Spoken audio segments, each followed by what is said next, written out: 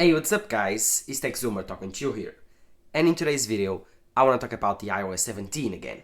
Because more leaks have came out about the iOS 17 that have completely changed my mind on this upgrade.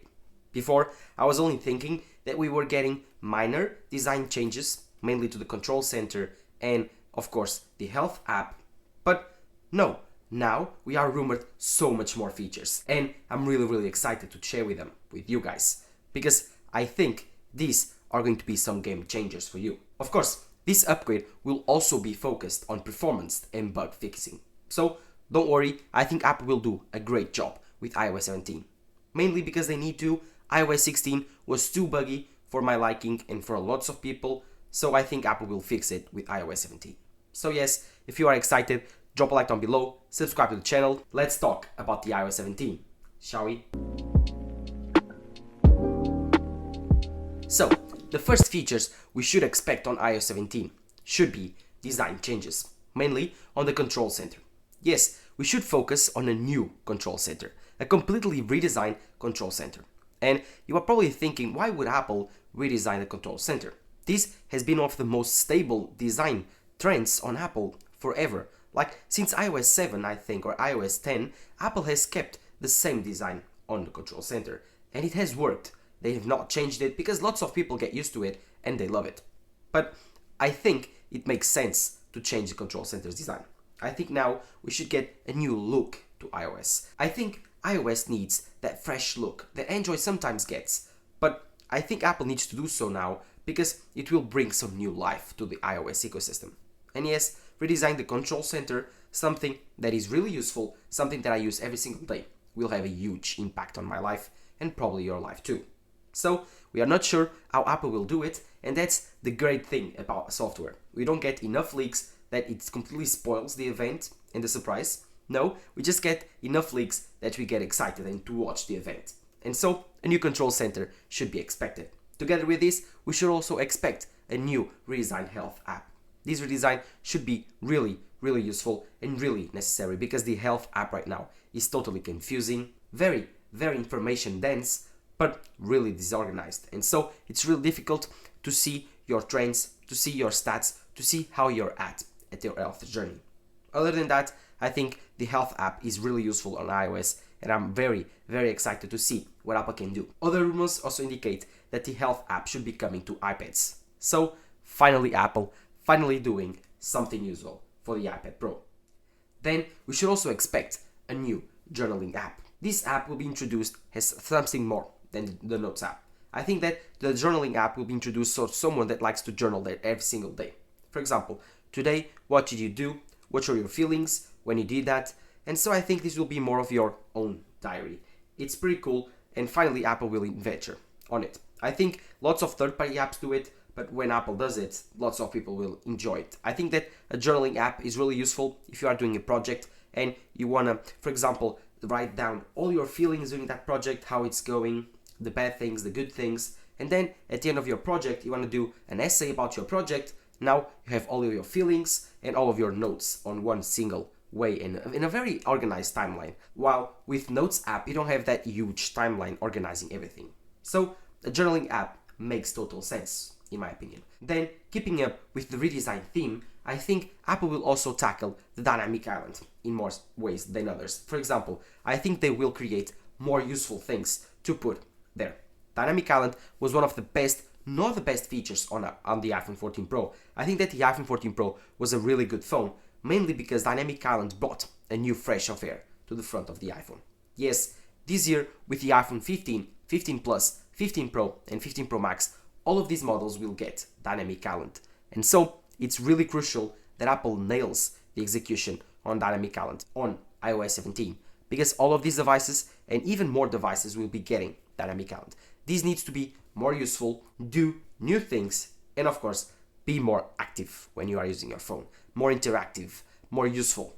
Because I think lots of people will find it useful and hard to live without if they find their right use for it. For me, Face ID animations, they need to put more animations on Dynamic Island. It doesn't make any sense that the Face ID animation is on Dynamic Island, but for example, when I get a notification, it comes down from the Dynamic Island. It does not come from the dynamic island, so takes even more space than my older iPhone's 13 Pro Max. Of course, if you are thinking, well, maybe dynamic island is a very niche feature, trust me, it isn't. It's really, really useful. Like those pop-up screen notifications that were really annoying, put them on dynamic island.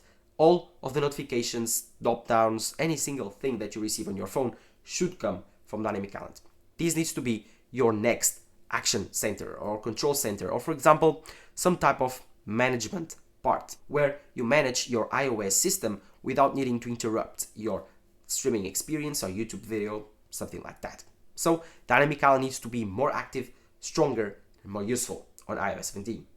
And another pet peeve of mine that was introduced on iOS 15, not even iterated on iOS 16, was widgets. Widgets, in my opinion, were one of the best things Apple added to iOS in a long time.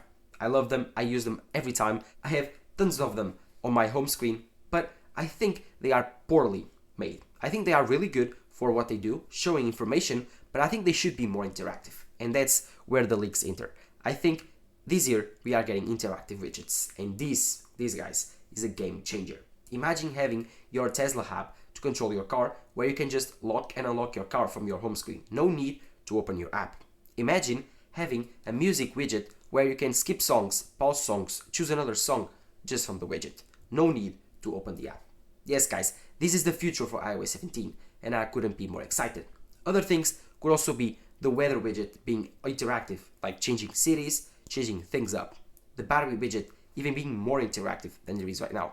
Right now, you can use folders to put widgets, and it's actually very intelligent, but I want more features on these widgets. I think they could change iOS forever, but Apple is kind of limiting their performance and their potential because they are afraid of wasting too much battery. But with the gains on battery side, with the A17 chip having 3 nanometers, I think it's worth it to spend the extra battery life to have interactive widgets. Other improvements also on the spotlight and the search should be expected. These will be minor improvements, but improvements nonetheless. Sometimes I search something on Spotlight on the search apps tab and it's really not that great. It does not find things up, does not find apps, and other times it's really amazing and works very well. So Apple, fix some of these bugs, make it more easily to use and more interactive, and I think it more intuitive. Tons of people don't know how to use it. Show how to use it, and of course, show what are the new features. I'm excited. This needs some improvements in my opinion. Let's now talk about the lock screen, which I think right now it was the main thing about iOS 16, but needs some refinement on iOS 17. Mainly the always on display. Right now, it's rumored that the always on display will be upgraded yet again on iOS 17. Before, on iOS 16, we were first introduced with the iPhone 14 Pro and Pro Max to the always on display. iOS 16, firstly, did not do a great job using it. For example, you could have your always on display your whole wallpaper, your notifications, and all of that. Just dims down the brightness, and that spent too much battery and actually drained your phone like 20% faster. Then Apple, from around I think December or January, launched a new upgrade where they essentially reduced the power of always on display, just showing your time, just like the Android phones do, and they made it a more power saving feature. But of course, now we are left to wonder, what can they do to improve always on display? They weren't big advocates of the always on display to start with. They were like 5 years late to the game. So why did they did it, and what is their big plan to the future? I don't know, but I think they need to put more customization. For example, allow me to put some type of notification like the phone or messaging app, but nothing else. No need the sports notifications, no need for my emails, messages, WhatsApp messages, nothing, none of that, just my main notification center. For example, calls, messages, emergency notifications, something like that. That would be pretty cool. And of course, I think that's it. I don't see anything more they can add to the always on display.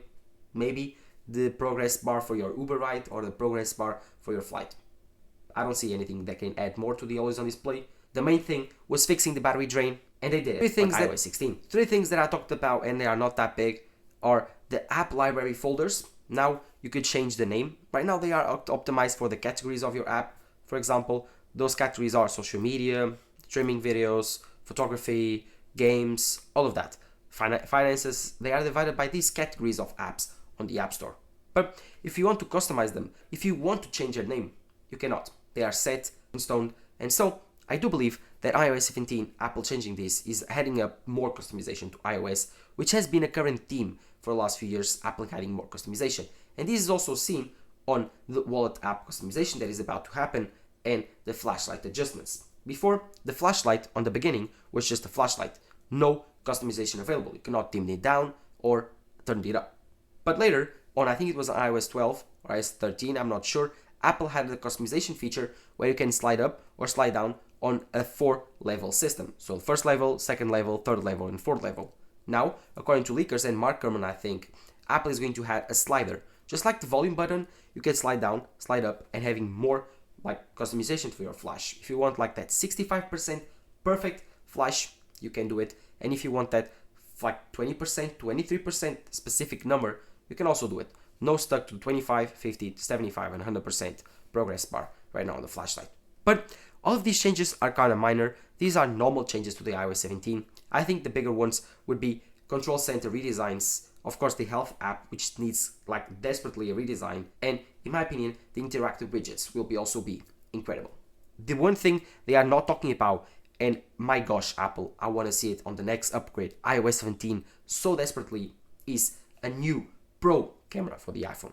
Yes, not talking about the hardware, no, I just want a better Pro app camera for my iPhone. I don't want to spend like $10, $15, $20 on a third-party camera app where I know Apple can do it better. And I know they can because they have made an insanely well-made camera app for the iPhone. It's extremely refined for the last 13, 14 years. But I think they can have an insanely good Pro camera app where I can change my ISO, my shutter speed, lock, the focus, just like Filmic Pro or Cinema P3 app that I've talked about before. We need a Pro camera app from Apple. It's just necessary to film Pro videos, to take Pro photography. That would be pretty incredible. More customization to the camera app. I think putting it on the main camera app would be too messy, would screw up the things up for the normal consumer, but for us pros that need the extra performance of the camera app, give us a better camera app. We would be very thankful. Of course, the other two things that I think are not important to talk about because they are very into the future are, of course, the support for third-party app stores on European Union and, of course, the new and revamped CarPlay. I don't think these two will be something important on the very short future of iOS 17, but they will have an impact on the future of iOS. And finally, the biggest thing that will come out of this event, WWDC 2023, would be the Apple Reality Pro, and of course, iOS 17 will support this feature. Yes, this is finally the Apple mixed reality headset that iOS 17 should support. But let me know in the comments below what you think. I don't think that this headset will be that huge as people are talking. I think it will be pretty big. It will introduce a new category for Apple, and maybe in the next 3-4 years it will create something special. But now the first product will probably be very handicapped, very expensive, that's for sure, and maybe not that useful. But like I said, this is a new product category for Apple. The Apple Watch, when it started, wasn't that great, and now 10 years later is one of my favorite Apple products ever made. The iPhone started not being that great. The iPad started not being that great. Like every single device starts not that great. The first generation product is also not incredible. It's not refined. It lacks a lot of features. And I think that this Apple mixed reality headset is just an introduction for Apple to AR. I think we are going to see a new OS for Apple, the Reality OS, the ROS, and maybe iOS 17 will support this OS. I'm very excited for WWDC. If you are also excited, do not forget to drop a like down below and subscribe to the channel because I will cover this event to my most of abilities. Of course, iOS 17 is less than 1 month away and I'm really excited. After we get it announced, Apple has this 1 month or 2 month period for beta and then they launch it together with the iPhone 15s. Be reminded this year that Apple is cracking down on illegal betas. This is one of another features coming on iOS 17, cracking down on illegal betas. Right now, Apple will be very restrictive when not publishing the public beta. After Apple publishes the public beta, it will be much easier for you to use it. But before that, when it's in developer beta, right after WWDC, then it will be very difficult to get one. So let me know in the comments down below which features are you excited, which features do you think are not necessary. For example, do we enjoy always on display? Do we need Apple to put more effort on always on display? Let me know all that in the comments down below. While you're there, don't forget to drop a like down below, subscribe to the channel, Follow my social networks, Twitter and Instagram. This has been Tech Summer talking to you here. Bye bye.